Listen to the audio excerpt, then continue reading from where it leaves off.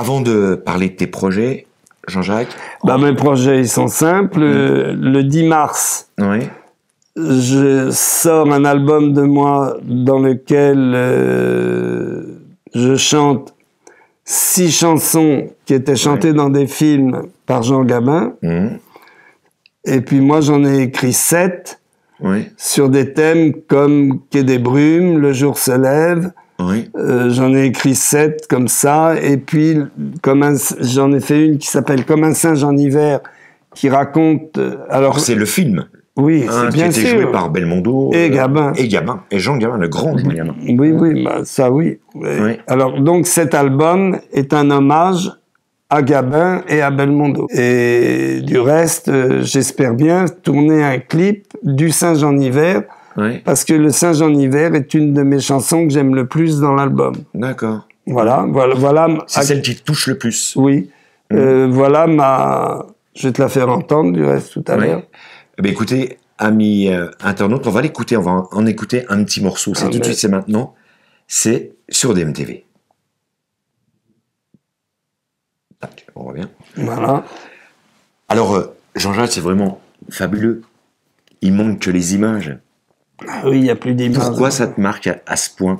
Paraît-il que même Bébel, Jean-Paul Belmondo, a pleuré en l'écoutant. Oui, parce que quand j'ai terminé la chanson début septembre, et comme c'est un ami de jeunesse à moi et que j'aime beaucoup, j'admire beaucoup, je me suis dit, tiens, comme je raconte son rôle, le rôle qu'il tient dans le film, je vais lui envoyer en email, comment on dit, je vais envoyer sur son portable. Sur son portable, d'accord, un petit SMS. Et alors il m'a répondu 1 heure après, Jean-Jacques, quelle merveille, je pleure, je la mets en boucle sur mon bateau, parce qu'il a un bateau à moteur à Marseille, dans les Calanques, et il m'envoie des petits mots comme ça, très gentils, où il me parle de la chanson, et il me dit quelle chanson, c'est incroyable, et lui, il la chante par cœur, parce qu'il aime beaucoup la chanson Belmondo. Oui, c'est ça. Novembre 2017, on te verra pendant 3 jours au Bouffe du Nord. Absolument. Je vais chanter certaines anciennes chansons que j'ai aimées dans ma vie, comme Les boutons dorés,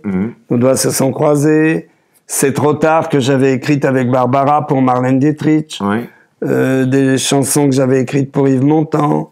Je vais en chanter aussi des miennes. Par exemple, Redeviens Virginie, l'histoire de Paul et Virginie, que j'avais monté en comédie musicale au Théâtre de Paris. Je vais reprendre des chansons qui ont été importantes dans ma vie. Voilà, avec quelques nouvelles. En ce moment, je suis en train d'adapter, je travaille pour le théâtre. C'est des comédies pour enfants? Oui, j'ai signé hier l'adaptation de Poil de carotte, que je vais monter en comédie musicale au Théâtre de Puteaux. D'accord. Voilà. Ça va durer 1h15 à peu près. C'est un spectacle d'1h15 pour les enfants et les parents sur l'histoire de Poil de carotte. Parce que quand j'étais petit, j'allais au théâtre voir Poil de carotte et ça m'avait beaucoup marqué.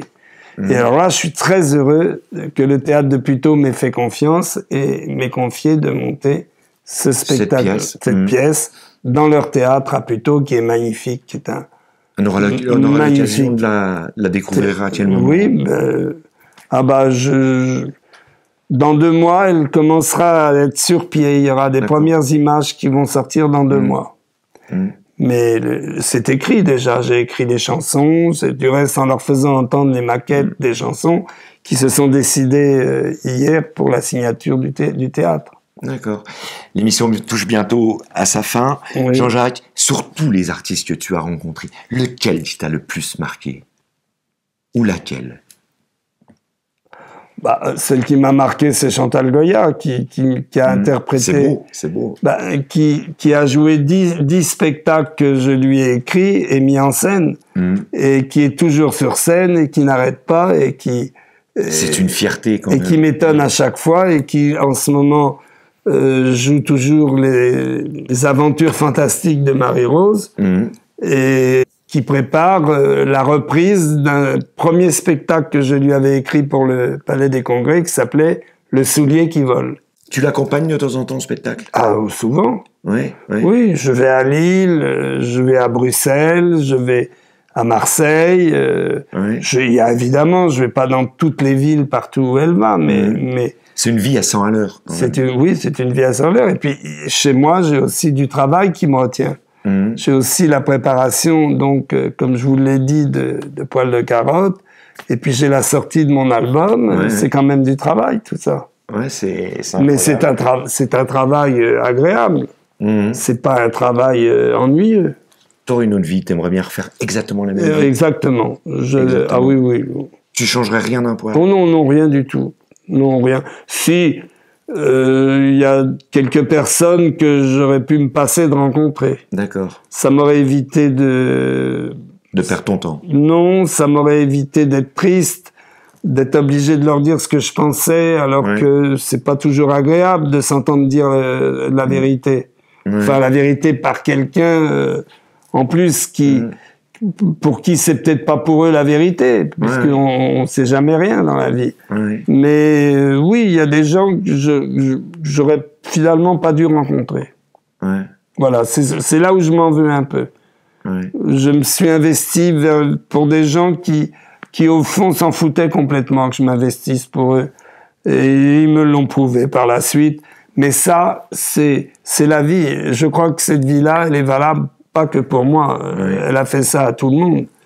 Il y a bien quelqu'un qui nous regarde là et qui a vécu ce que j'ai vécu. Bien sûr, bien sûr.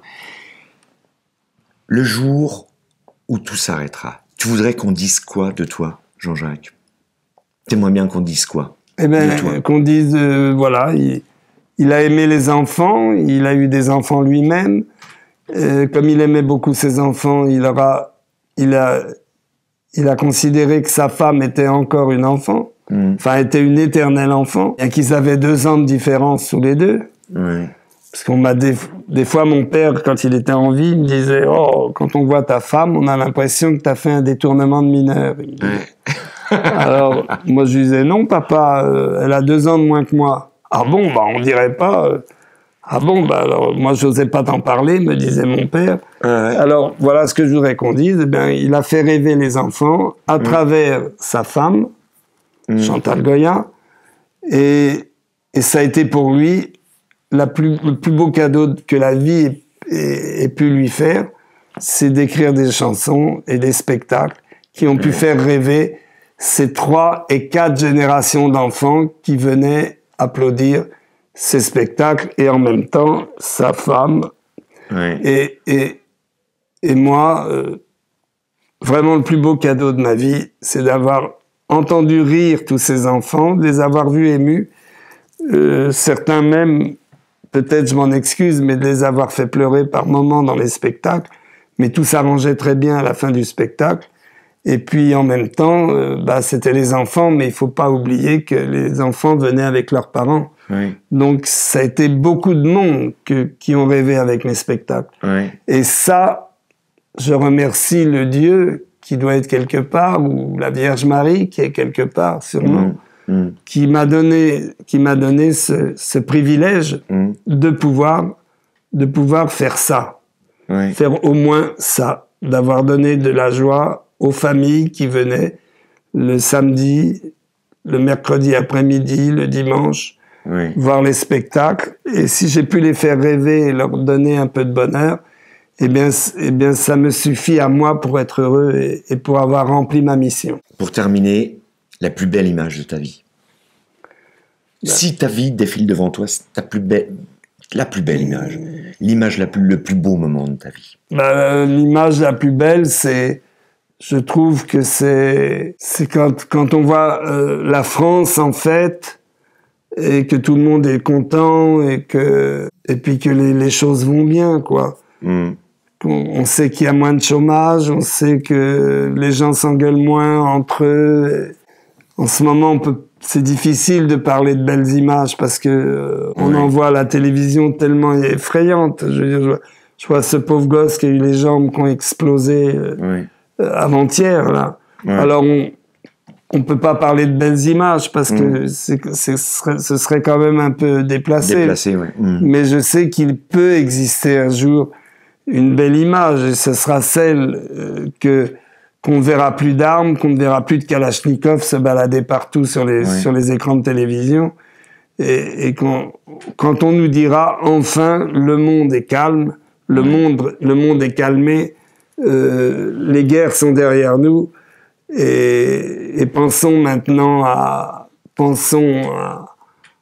tous ces petits bonshommes qui vont grandir et tenons-leur la main pour aller vers un monde meilleur. Un monde, non seulement un monde meilleur, mais pour aller vers un monde de demain qui parlera pas du matin jusqu'au soir d'armes et de tueries et de machins comme ça, parce que actuellement, je suis désolé de le dire, mais ce qu'on est obligé de vivre, c'est pas ça la vie. C'est quand même pas ça la vie. Voilà. Et alors, moi, ma plus belle image, ben voilà, je voudrais qu'on voit l'image de la vie qu'on espère. Et malheureusement, on ne la voit pas en ce moment. On l'espère, mais on ne l'a pas encore vue. En espérant qu'on la verra très prochainement. J'espère. L'émission touche à sa fin. En tout cas, Jean-Jacques, et aujourd'hui, j'ai des frissons et je t'aime vraiment beaucoup, Jean-Jacques. Et je suis très fier d'être avec toi parce que t'es toute ma jeunesse. T'es toute ma jeunesse. T'es Léline Maritier et Gilbert Carpentier. C'est Chantal Goya. C'est énorme. Et je suis ému. Et pour terminer cette émission, l'histoire de 3 minutes, tu parlais d'enfants. Tu disais que tu étais heureux de donner ce bonheur à tous ces enfants.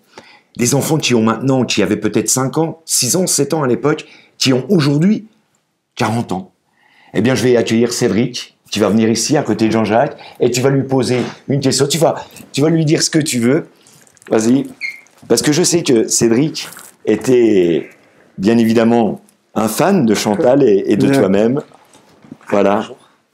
Bonjour Cédric, nous on se dit au revoir. Allez, on se dit au revoir Jean-Jacques, et ma foi, à très très vite. Merci beaucoup. À très très vite. Merci pour ce gentil interview. C'est à toi Cédric. Déjà, je m'avais beaucoup ému. J'étais derrière tout à l'heure, j'étais au bord des larmes. C'est vrai que moi, je suis beaucoup plus jeune que Dimitri, mais c'est vrai que tout ce que vous avez présenté dans le livre, moi, je l'ai connu quand j'étais vraiment tout petit. Les spectacles de Chantal Goya, je pense que je les ai tous faits en étant petit. J'ai même emmené mes neveux, mes nièces encore. Dès que je peux, je les emmène parce que pour moi, ça fait vraiment partie de l'histoire de ma vie et je voulais vous remercier pour tout ça. Je vous remercie. Ça me fait plaisir, en tout cas, que vous m'en parliez, parce que c'est vraiment... je pense que c'est des choses qu'on ne pourra plus jamais oublier. Ça fait partie de la culture populaire française. Et maintenant, même que j'ai 40 ans passés, je vais aller au spectacle de Chantal dans 15 jours, près de chez moi. Et je vais toujours applaudir autant que quand j'étais petit. Je sais qu'elle serait contente de vous y voir. On y sera, il n'y a pas de souci. La France est grande et comme disait Jacques Prévert, la France est grande mais elle est toute petite pour les gens qui s'aiment. Exactement. Merci à toutes et à tous. C'était donc votre émission Face au micro avec Jean-Jacques Debout que vous retrouverez, vous le savez, au Bouffe de Nord en novembre 2017. Et puis il me reste à vous souhaiter une bonne matinée, une bonne soirée, un bon après-midi. Tout dépend à quelle heure vous êtes devant votre ordinateur. Je m'appelle Dimitri et je vous aime. À très très vite. Au revoir. Ouais. Comme un singe en hiver, mon amour.